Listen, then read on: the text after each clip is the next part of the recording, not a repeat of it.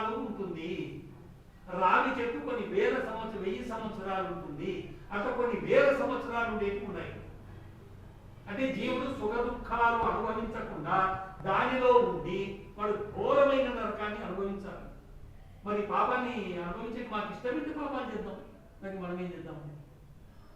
ఇవి గుర్తుపెట్టుకొని మనం నిత్య సుఖం పడాలి. ఇన్ని పాపాలు చేసినా భగవంతుని వేడుకుంటూ యజ్ఞాన్ని చేస్తే ఎంత సుఖంగా ఉన్నామండి. నీకు అర్థం కావడానికి నేను ఇంతగా చెప్తాను. నాకేమి లేదు, నేను సుఖంగా ఉన్నాను అని చెప్తున్నానండి. అది ఎంత ముగ్గురు బిడ్డలు పెళ్లి చేసిన 30 తులాల బంగారు పెట్టారండి. ఎక్కడి నుంచి వచ్చేది నాకు ఆశ్చర్యం అవుతుంది. నేనేం మోసం చేయలే, అబద్ధం చేయలే, నాకు చెప్పే పోటీనోళ్ళు ఉన్నారు. కానీ ఇది ఏమైనా ఉంటే చెప్పచ్చు మీరు కూడా. మరి ఇంత పవిత్రమైనగా మనం జీవిస్తూ హాయిగా ఉన్నాం. కాబట్టి మనం తెలుసుకోవలసింది ఏమిటి? పాపాలు చేస్తే దుఃఖాలు అనుభవిస్తావు. మనకు నిద్ర లేచినప్పటి నుంచి మళ్ళా నిద్రపోయేదాకా సుఖాలు సుఖాలు సుఖాలు. ఒక మనమే కాదు, ప్రపంచంలో ఉండే మొత్తం జీవరాశి అంతా కూడా సుఖవద్దు దుఃఖం కావాలని కోరుకునే వాళ్ళు ఒకరిని చూపండి. సుఖం కావాలి. మానవ జీవిత సాఫల్యం కావాలి అంటే జ్ఞానం కావాలి. దేని జ్ఞానం కావాలి? ప్రకృతి పురుష జ్ఞానం. పురుషుడు అంటే జీవుడు, పరమేశ్వరుడు. గుర్తుపెట్టుకోండి. రెండవది, ఈ శరీరం దేని నుంచి ముడి సరికొచ్చిందో దాని జ్ఞానం కావాలి. ఈ మూడింటి జ్ఞానం అయితే నీకు మోక్షం వస్తుంది. చెప్పడం తెలుసుకోవడం ఎంత సులభం చూడండి. కాబట్టి కొందరు వృక్షాలనేటువంటి శరీరంలోకి జీవుడు వెళుతాడు. వృక్షాలంటే పూత పూచి కాయలు కాస్తాయి. వనస్పతులు అంటే ఏమిటి? పూత లేకుండా సరాసరి కాయలు వస్తాయి. పనస కానీ, మేడి కానీ, రాగి కానీ, మల్లి కానీ, తుమ్మి కానీ, ఇలా చాలా ఉన్నాయి వనస్పతులు. అవన్నీ జీవరాశులకు మనకు ఫలితాన్ని ఇచ్చేది, మంచి చేస్తాయి. పాపజీవులు సమాజంలో ఏ విధంగా ఈ శరీరంతో ఉండే స్త్రీ పురుషులు ఇప్పుడు దుఃఖాన్ని కలిగించారో, హాని కలిగించారో, నష్టం కలిగించారో, ఏడిపించారో, అత్తమామలు కానీ, తల్లిదండ్రులు కానీ, తోడికోడలు కానీ, ఏరే ప్రాణులు కానీ, పిల్లి కుక్కలు కానీ, వాళ్ళంతా ఏమైపోతారు? అది ఆ దుఃఖాలను అనుభవిస్తూ మరలా మానవ సమాజానికి సుఖాన్ని కలిగజేస్తారు. ఎంత లాభం ఇస్తుందండి చెట్టు? 1000 ఏళ్ళు నీడనిస్తుంది, ఇస్తరాకుండా ఆకులు ఇస్తుంది, వడ్డ చెరుకుగా కట్టెలిస్తుంది, యజ్ఞాన్ని చేసుకోండి సమిధరిస్తుంది, నీ ఇంటికి కలపలిస్తుంది. ప్రతి జీవి, ఈ జీవి నష్టం దీంతో సమాజానికి అనేవాడు బుద్ధిమంతుడు కాదు. వాడు ప్రతిదీ నీకు లాభాన్ని ఇస్తుంది.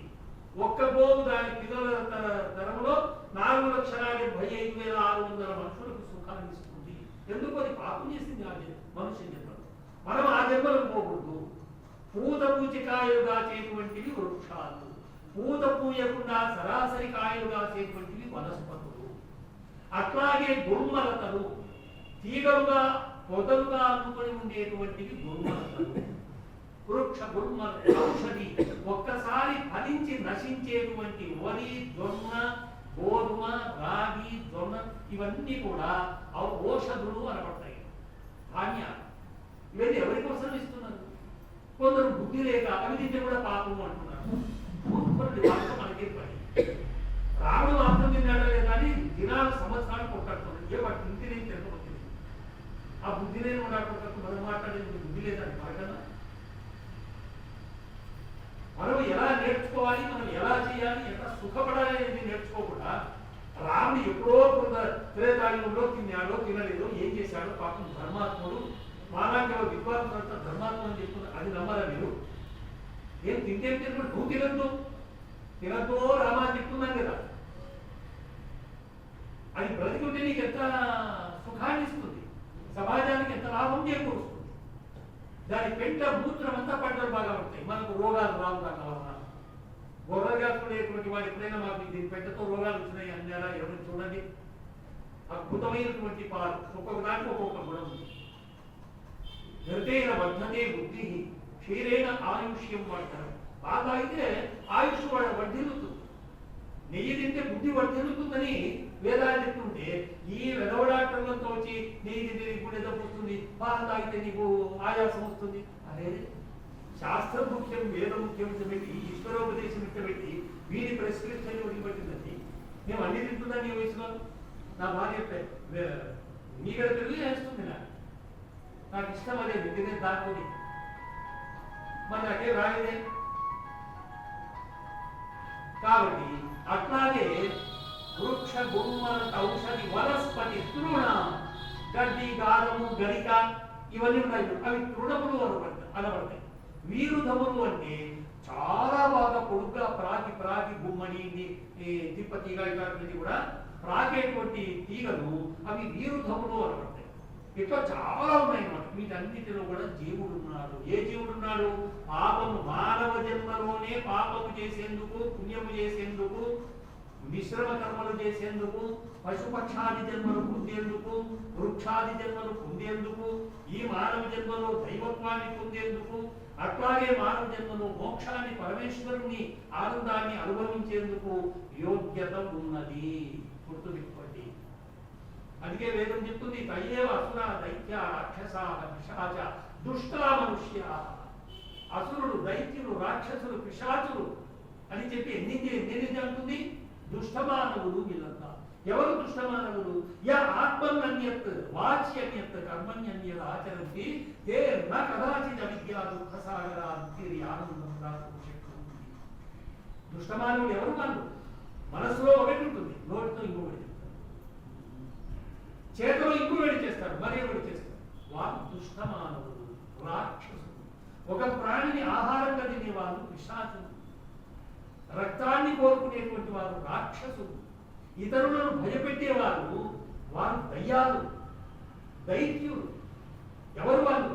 అంతా ఈ రూపంలో ఉండేటువంటి బాగా నాగరికంగా ఉంటారండి మతమైనటువంటి వాళ్ళు.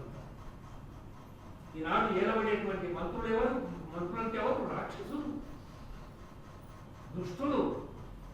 సంస్కరిస్తాం, మేము బ్రాహ్మణులను గుళ్ళు కట్టి మీకు పూజ చేస్తామనేటువంటి వాళ్ళు ఎవరు? మహా నీచాతి నీచమైనటువంటి వాళ్ళు. సత్యం ఒకటి బోధిస్తున్నారండి మీకు, ఒక్క సత్యం. నువ్వు జిల్లలు చెట్లు తిరుగు, నువ్వు చెట్లు తిరుగు, నువ్వు బాపురోడు నువ్వు పోయి, బాపురోడు బట్టలు, బాపురోడు రాముడు బంగారు, బాపురోడికి నీ సమస్తం ఇవ్వు, చచ్చిపోతే కూడా వారి సొమ్మంతా మాకివ్వు. కాబట్టి జీవుడు ఈ శరీరం నుంచి, ఎందుకంటే వారు అడిగారు, నేను ఏం చెప్పాలో సమయం చాలే, మీకు ఎంత మాత్రం ఓర్పుంటుందో, అందుకు నేను బాగా నాకు ఇచ్చే సమయమే ఇది. ఇట్లా ఇవ్వడం తప్పదు, ఒక గంటన ఇవ్వాలి. ఈ జీవుడు ఈ శరీరంలోకి రావడం జన్మ. మనము మంచి మంచి జన్మల్లోకి పోవాలి, దేవతా జన్మల్లోకి పోవాలి. ఇప్పుడే నిశ్చయించుకోండి. భగవంతుని అలాగే ప్రార్థించండి. నువ్వు ఎలా ప్రార్థించినావో అలాంటి పురుషార్థమే చేయండి. మాంసం తినద్దు, అబద్ధం చెప్పదు, ఇతరులది దోచుకోవాలి. పేడగాడి కూడా ఉంటుంది. ఒక్కొక్క పేడగాడికి పార్టీలు వెళ్ళే పల్లెలు ఉన్నాయి. వెంటకు పార్టీలు పెట్టుకుంటాడు ఎవడన్నా. ఒకటి ఇతర వాని బలం లేని వాడిని చూసి వాని కలము, వాని ఇల్లు, వాని భార్య తోచుకునేటువంటి దుర్మార్గులు ఉంటారు. ఏం సుఖం ఎంత పలుకుతాం. నీకు 12 చపాతీలు పెడితే తింటావా నువ్వు? అది బాగా అర్థం చేసుకోండి. మనం తినే ఆహారం మనకు చిన్న కర్మ చేసినప్పుడు దొరుకుతుంది. చాలా సుఖపడేందుకు అవకాశం ఉంది. కాబట్టి ఈ శరీరంలోకి జీవుడు రావడం జన్మ. ఈ జీవనాన్ని మీరు వచ్చిందాన్ని నిరుత్సాహపడద్దు. అయ్యో నేను ఇలాంటి పురంలో ఉంటేని, నాకు ఒక చెయ్యి పొద ఉంది, నాకు ఒక కన్ను లేదు, నా కన్ను ఏమో దిగులు పడుతున్నానా? మహానుభావుడు పిల్లవాడైనా కూడా నాకు 2000 పెట్టి కారిస్తున్నాడు, నేను అడగలే పెట్టలే. సమాజం వాళ్ళని అడిగానంటే అడగలే. ఎందుకు? భగవంతుడు అందరి హృదయంలో ఉన్నాడు. ఈ సందేశాన్ని నీవు వినిపించకపోతే ఎంత నష్టమయ్యా అని ఆ పిల్లవాడికి అంత ఉద్దేశము, అంత గొప్ప ఉద్దేశం కలగడం ఏమిటి? నేను పొగడ్త కాదండి, సత్యంగా పొగడ్త కాదు. ఎవరిని పొగడిచేది, అనవసరంగా నిందించేది కాకుండా ఏమంటే నాకు కొంచెం వేగము, ఏదో ఆవేశంగా వస్తుంటాయి. అది నాకు సంస్కారం లేక, విద్య లేక అనుకోండి. మరి ఇక్కడ చేర్చి మీ అందరికీ ఆ ఉపదేశం అందించాలి అనేటువంటి అభిలాష ఆ చిన్నపిల్లవాడికి అంత చిరమించి తెచ్చుకుంటుంది. మీరంతా ఇంత శ్రద్ధగా ఎందుకు వింటున్నారు? నన్ను గౌరవిస్తున్నారు కాబట్టి మీరు నిరుత్సాహపడద్దు. అయ్యో నాకు ఇంత వయసు ఇప్పటి నుంచి సంపాదించుకునేది బ్రహ్మాండంగా భగవంతుడు ఈ మానవలోకములో వెయ్యనటువంటి ఏ బ్యాంకు ఏ సంస్థ వెయ్యనటువంటి ఇంట్రెస్ట్ భగవంతుడు ఇస్తాడు. గుర్తుపెట్టుకో. ఒక్క యజ్ఞమును చేయకపోయినా సరే నువ్వు హాజరుగా నువ్వెంత సుఖంగా ఉన్నావు నాకు చెప్పు. 10 ఏళ్ల నుంచి మీరు చాలా మంది బాగా కంటిన్యూగా వస్తున్నారు కొందరు, నాకు తెలుసు. వారు చెప్పండి, నేను యజ్ఞానికి వచ్చి నేను ఈ విధంగా నష్టపోయినానని. మీ చేష్టంలో ఉంటాయి ఆ నష్టము లాభాలు. యజ్ఞము వలన మీకు ఉత్తమమైనటువంటి బుద్ధి కలుగుతుంది. ఉత్తమ మార్గమును అర్థం అవగాహన చేసుకునేటువంటి బుద్ధి ఆ ఔషధంలో ఉంది. అయ్యా నువ్వు బెండకాయ తింటే నీకు అది వస్తుంది అట్లా అది గుర్తు పెట్టుకోండి. దాంట్లో వేసేది 4 రకాలు. సూక్ష్మంగా చెప్పాలి, స్థూలంగా చెప్పాలి. సూక్ష్మంగా చెప్పాలంటే చాలా వందల విటమిన్స్ దాంట్లో ఉన్నాయి. నువ్వు ఏ కోరుకుంటావు అన్నీ ఉన్నాయి దాంట్లో. మాంసం తినాల్సిన పనిలే నీకు, మాంసం గుర్తు దాంట్లో ఉన్నాయి, నీకు వస్తాయి, చేరతాయి. కాబట్టి భగవంతుడు ఇస్తాడు. ఇచ్చేవాడు భగవంతుడు. ఈ శరీరాన్ని ఎవడిచ్చాడు? ఈ మనస్సును ఎవడిచ్చాడు? ఈ సమాజాన్ని ఎవరిచ్చారు? ఈ పెన్నాన్ని ఎవరిచ్చారు? పిల్లలను ఎవరిచ్చారు? మీ కొరకు మేమంతా అంత 90 ఏళ్ళ మనిషి వచ్చి మాట్లాడుతున్నాడు. అయా ప్రాణాయామం చేయండి, అయా గాయత్రి మంత్రం చేయండి, అయా ఓంకారం చెప్పించండి. ఏది ఆశించి వస్తున్నాడు బాగా అర్థం చేసుకున్నాడు. కాబట్టి ఇది జన్మ. ఈ జన్మలో మీరు పుణ్యం సంపాదించండి. కష్టాలు అనుభవించిన భగవంతుని స్మరిస్తూ కష్టాలు అనుభవించే కష్టాలుగా తొయ్యవు బాగా చూసుకోండి. ఇంట్లో నేను ఇంకా కూర్చోలేదండి. కూర్చుంది ఎక్కడ కూర్చునే కాలు మీద కాలు పడుతుంది. రెగ్యులర్గా కూర్చోలేదు అన్నది ఎవరది. కానీ ఎన్ని గంటలు కూర్చోనో మీరు అర్థం చేసుకుంటారు. ఇట్లా 4 గంటల వరకు మాట్లాడండి. నేను ఇదే ఆసనం కూర్చొని మాట్లాడతాను. అదే రాత్రి కూడా అనుకుంటే 2 బాటలు దగ్గర పెట్టుకోవాలి ముద్ర పోసుకోవడానికి. లేదా ఇక్కడే మాట్లాడుతూ ఉండదు. మరి ఎవరి ఈ వ్యవస్థ? దాన్ని మూఢనమ్మకం అంటావా? కాదది తప్పు. ఆ రక్షణ అది ఎందుకంటే పరోపకారంతో కూడింది. పరమేశ్వరుడు రక్షించకపోతే ఇంకేమో రక్షించాలి. ఎవరు నమ్ముతారు ఇది? కాబట్టి ఈ శరీరంలో ఉండగా మనము పుణ్యాన్ని పెంచుకోవాలి. పుణ్యం ప్రజ్ఞానం వర్ధయతి పునః క్రియమాణం కర్మ స్వధయ పరిహిత శ్రద్ధయా పరియూఢ యజ్ఞే ప్రతిష్ఠిత లోకో నిధనం. అధర్వణం చెప్తుంది. మనుదులెల్ల విధమున తమ పదార్థములతో శుభగుణములతో సత్యాచరణముతో కూడిన వారై సంతుష్టులగుతూ, ఇదో ఈడుంది కిట్కు విశేషం, తృప్తి పడాలి.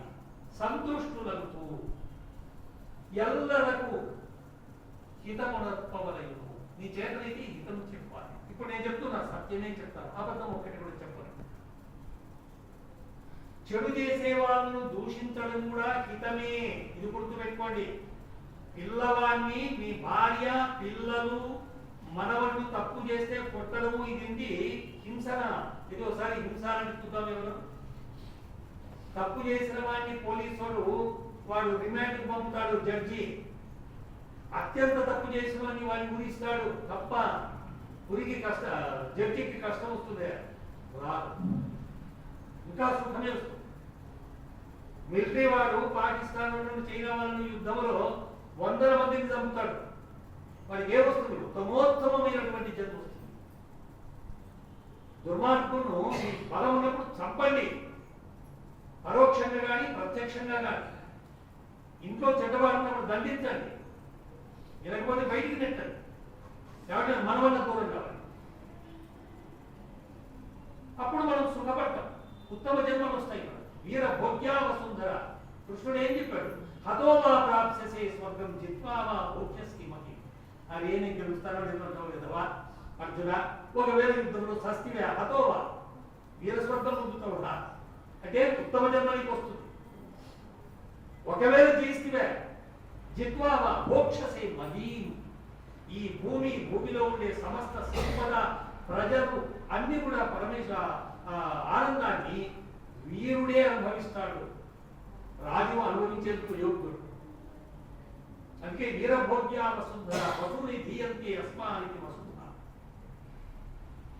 కాబట్టి మనము దీని నుంచి వేరు కావడమే మరణము. మృతస్యాహం పునర్జాతో జాతస్యాహం పునర్మృత నానాయోని సహస్రాన్ని మయోషితాని యాని. జీవుడు ఈ శరీరంలో నుంచి పోతానే అంతరిక్షంలో ఉంటాడు, ఈ ఖాళీ ప్రదేశంలోనే ఉంటాడు. సూర్యునికి భూమికి మధ్య ఉండే ఖాళీలో ఉంటాడు. ఎక్కడుంటేనే నీకు సంబంధం ఏమీ లేదు. ఈ శవంతో సంబంధం ఉందండి. ఎందుకంటే ఈ శవము ఆ జీవుడు ఉన్నప్పుడే మనకు సంబంధం ఉంటుంది. అన్ని సంబంధాలు ఎదుర్కోవాలి. అది వేరైంది అనుకోండి, అన్ని దిగిపోయాయి. ఆ సెకండ్ అది పోయినాయండి. వాడు నాకు భార్య కాదు, వాడు నేను భర్త కాదు, వాడు తాగే ఒక అధికారం లేదు, వీడు భారతీయుడు, అది శవము. ఆ శవాన్ని ఏం చేయాలి? నెయ్యి ఉత్తమ పదార్థాలతో దహింపచేయాలి. ఎందుకు దహనం చేస్తే ఎందుకు లాభం? వెంటనే మరొక శరీరాలకు ఆ పదార్థాలు అందుతాయి. అది పరమాణువుగా అప్పుడే మారిపోతుంది. అదే నువ్వు పూడిస్తే కొన్ని ఏళ్ళు దాంట్లో ఉండి భూమి పొర నుంచి బయటకు వచ్చి ఆ దుర్గంధం అంతా వ్యాపించి భయంకర వ్యాధులు వస్తాయి. కొందరి బాబడిక ముడమోపులు చెప్పేటువంటి మాటలు ఏమిటి? దాంట్లో రాగులు పోసి బూడ్చు, ఉప్పేసి బూడ్చు అంటే దాన్ని నాశనం అయిపోకుండా, అంటే ఇంకా రోగాలు తెచ్చుకోండి. ఎంత అనర్థమో చూడండి. బస్తాలు బస్తాలు రాగులు పోస్తారు, బస్తాలు ఉప్పు పోస్తారు. అది తింటే ఎంత మనకు సంవత్సరాలు వస్తాయి. అది పోస్తే ఇంకా అనర్థము, అన్యాయం. దానివల్ల దుర్గంధం అది పాడైపోకుండా మనకంతా అపకారం చేస్తుంది.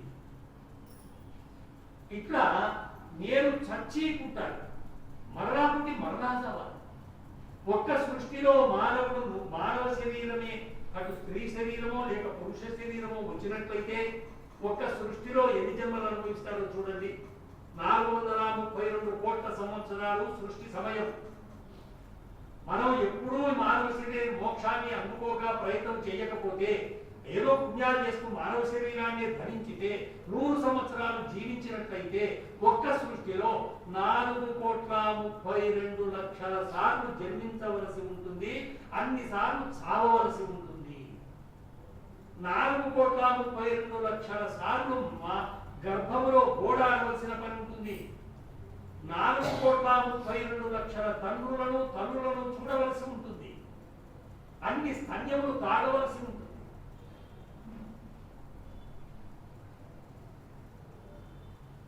కాబట్టి మానవుడు నానాయోని సహస్రాణి మయోషితాని జానివి. వాడు పుణ్యము బాగా చేసుకుంటేనే మానవ జన్మను జన్మిస్తాడు.